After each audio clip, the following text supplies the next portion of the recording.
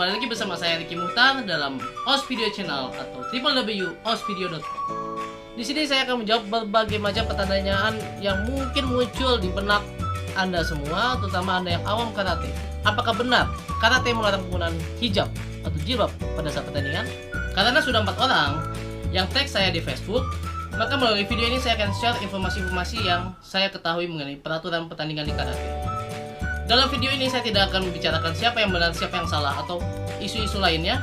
Tapi yang ingin saya sampaikan adalah fakta atau informasi terkait peraturan. Kenapa? Karena jangankan Anda yang orang awam, beberapa orang yang karateka pun, yang atlet atau manajer, terkadang ada yang tidak mengerti hal ini. Untuk itu saya akan mulai dalam peraturan pertandingan karate. Di dunia ada beberapa jenis peraturan pertandingan yang diakui. Contohnya yang lain adalah seperti ada koshiki, ada juga kyokushin, dan kyokushin pun sendiri memiliki berbagai macam peraturan pertandingan yang berbeda. Namun yang Indonesia acui, yang menjadikan acuan adalah WKF atau World Karate Do Federation. WKF saat ini menjadi organisasi olahraga karate terbesar di dunia. Dan WKF berpusat di Spanyol. Ya, Spanyol, bukan Jepang.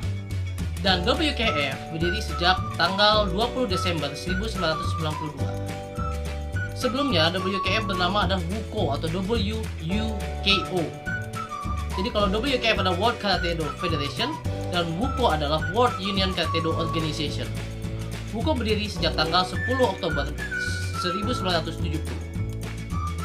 WKF saat ini beranggotaan lebih dari 200 negara.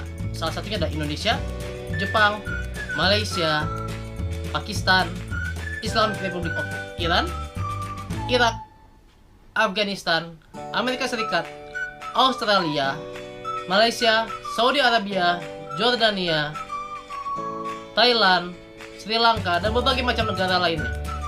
Salah satu tugas fungsi utama dari WKF adalah merancang suatu peraturan pertandingan. Hal tersebut ditujukan agar karate dapat dipertandingkan di Olimpiade. Ya, bagi Anda yang belum tahu, karate belum pernah dipertandingkan di Olimpiade. Namun kabar gembira untuk kita semua, karena per tahun 2020 karate akan dipertandingkan untuk pertama kalinya di Tokyo, Jepang. Oke, kembali ke masalah peraturan karate. Maka WKF selalu merancang dan mengupdate setiap peraturan agar safety-nya memenuhi standar dari Olimpiade. Peraturan WKF yang mengatur mengenai pertandingan karate dan penggunaan hijab diatur dalam peraturan tahun 2015, yaitu WKF Rule Revision 9 yang efektif sejak tanggal 1 Januari 2015. Apa aja isinya? Kita lihat dalam peraturan pertandingan, di mana pada poin 7 mengenai poin yang boleh digunakan oleh kontestan, terdapat ketentuan mengenai hijab. Di sini dikatakan bahwa female competitors may wear a WKF homologated black pen fabric headscarf covering the hair but not the throat area. Itu karateka muslimah boleh menggunakan WKF homologated. Homologated itu adalah merupakan produk dari yang telah disahkan untuk digunakan oleh pada saat pertandingan oleh WKF. Jadi dikatakan kompetitor wanita boleh menggunakan WKF homologated black pen fabric atau scarf, dan mereka masih mengatakan itu sebagai scarf, untuk melindungi untuk menutupi rambut tapi tidak bagian tenggorokan. Beberapa wasit berpendapat hal itu dengan tujuan adalah untuk dapat mengetahui jika terjadi cedera. Memang pada saat peraturan pertandingan di WKF, pukulan ke leher ini dilarang. Namun wasit tidak dapat mengambil keputusan jika tidak bisa melihat langsung apa pukulan itu masuk sini atau enggak. Selain itu juga terdapat beberapa hal lainnya, yaitu terkait dengan mengetahui jika terjadi cedera-cedera yang fatal di sini, karena ini adalah olahraga bela diri, olahraga yang harusnya mengutamakan keselamatan.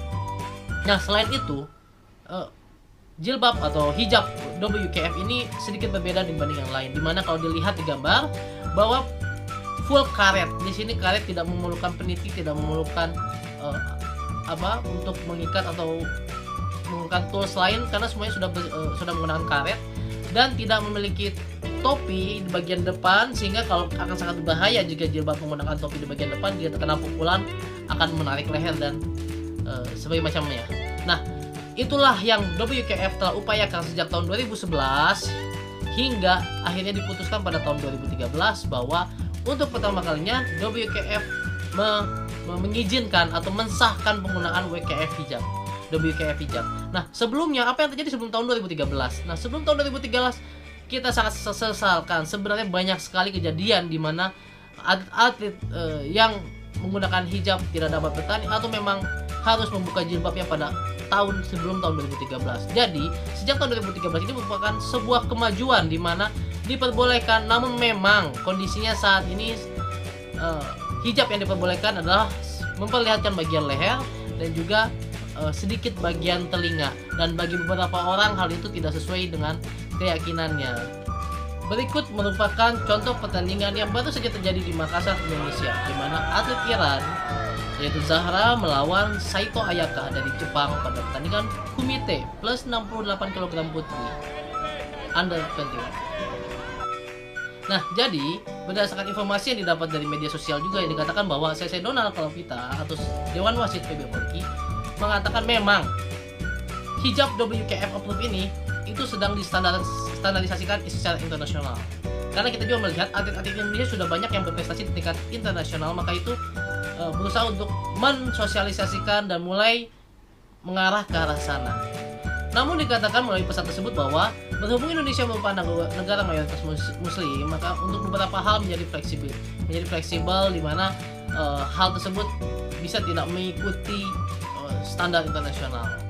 Karena Indonesia mengikuti peraturan pertandingan atas dasar WKF, maka seperti yang tadi dikatakan, kemajuan dari tahun 2011 membahas mengenai hal itu hingga 2013 disahkan untuk digunakan telah terjawab. Namun saya sangat memahami bahwa peraturan tersebut belum mengakomodir seluruh pihak karena pada ketentuan menggunakan hijab tersebut masih perlu sedikit bagian leher dan sedikit bagian telinga yang perlu terlihat. Hal itu bagi negara dengan mayoritas muslim seperti kita mungkin tidak begitu saja cocok dengan peraturan tersebut. Nah, bagaimana dengan kejadian selama ini yang ada di Indonesia?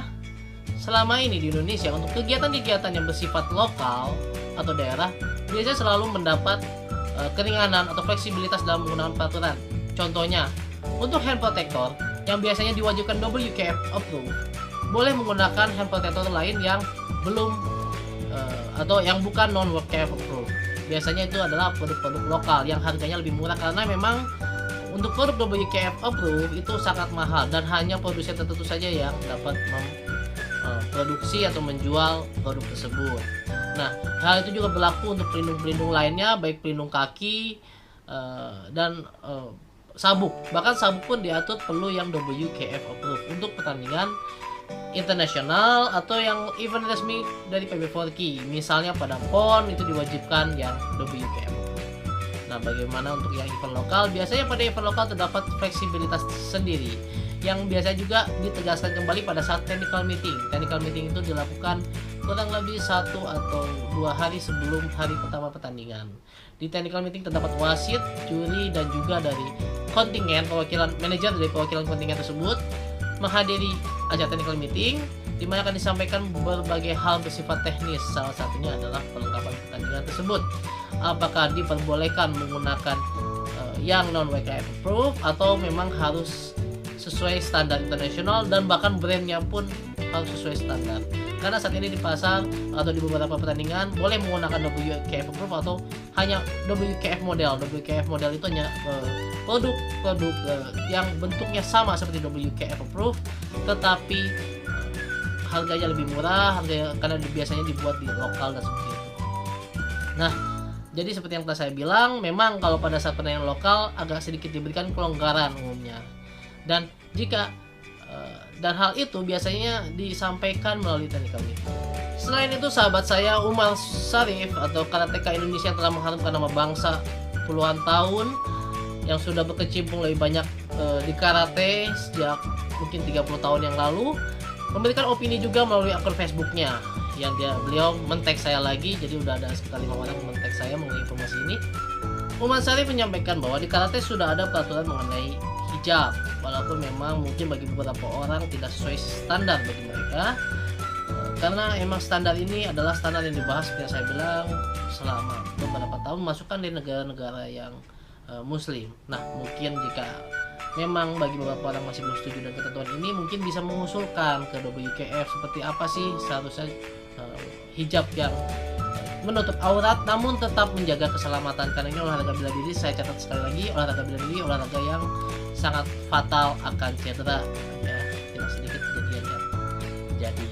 Nah, Umar Syarif juga mengatakan bahwa kejadian tersebut didiskualifikasi dan segala macamnya memang karena sudah sesuai peraturan, dan mohon agar jangan dipolitisir. Namun Umar Syarif juga mengatakan untuk pertandingan-pertandingan yang sifatnya bukan internasional sebaiknya tidak perlu mengikuti saklek, mengikuti peraturan WKF terkait hijab ya, karena tujuannya untuk pembinaan khususnya untuk tingkat pemula agar mereka dapat lebih aktif lagi berlatih dan lebih semangat lagi berlatih, apalagi khususnya Indonesia ya dengan negara mayoritas muslim. Jadi diharapkan hal tersebut pasti fleksibel lah ya untuk pertandingan-pertandingan yang bersifat lokal. Nah, kemudian Umar Syarif juga mengatakan ini adalah hal yang paling penting juga kepada official manager, harus bisa memahami tentang peraturan-peraturan tersebut yang ada ya. Jangan sampai terjadi kejadian seperti ini, karena setidaknya kan seperti yang saya bilang, setiap ada event selalu dibahas technical meeting sebelumnya. Jadi mohon agar bisa diselesaikan dulu di technical meeting peraturan seperti apa yang akan digunakan.